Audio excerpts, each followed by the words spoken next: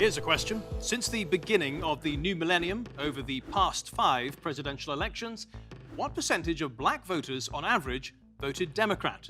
60, 70, 80 or 90%? If you guessed 90, you're closest. On average, 91% of black Americans voted for the Democrat candidate, just 8% going to the Republican candidate. And that's why Joe Biden claimed they were not a diverse group. Unlike the African-American community, with notable exceptions, the Latino community is an incredibly diverse community. Now that annoyed some black Americans, and in some ways, Biden's comments are wholly wrong.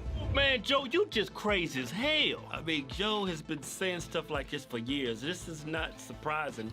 Yes, African Americans overwhelmingly vote Democrat, but that doesn't mean they are overwhelmingly liberal. In fact, they identify just as much as conservatives. And they tend to be more religious than white Americans, with around 8 in 10 black Americans identifying as Christian compared to 7 in 10 of their white counterparts. And yet, election after election, black Americans vote blue. And this has led to some complacency among Democrat politicians. If you have a problem figuring out whether you're for me or Trump, then you ain't black. By contrast, Republican politicians have to work hard for black votes, and even then, it's usually in vain. What do you prefer? Blacks for Trump or African Americans for Trump?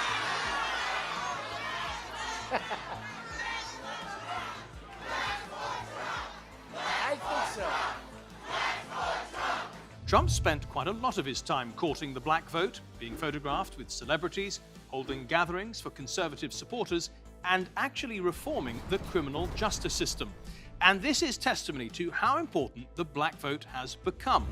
It's not just for the Democrats, it's for politics as a whole. Black voters generally come to the rescue for certain candidates who appeal to African-American voters, appeal to the issues that they care about.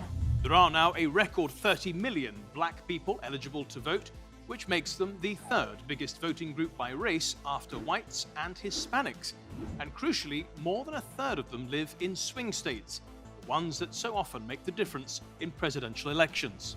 The fight between Donald Trump and Joe Biden, of course, for those crucial battleground states that will decide this election, including Arizona, Florida, Michigan, North Carolina, Pennsylvania, and Wisconsin. So a record 30 million eligible black American voters, but how many of them turn out is just as critical.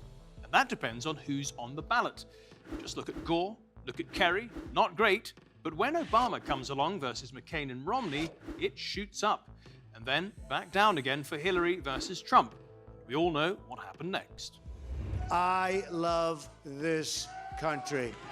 Thank you. Thank you very much. Well, thanks for watching our program. If you liked it, please give it a thumbs up, share it with your friends and family, and even subscribe.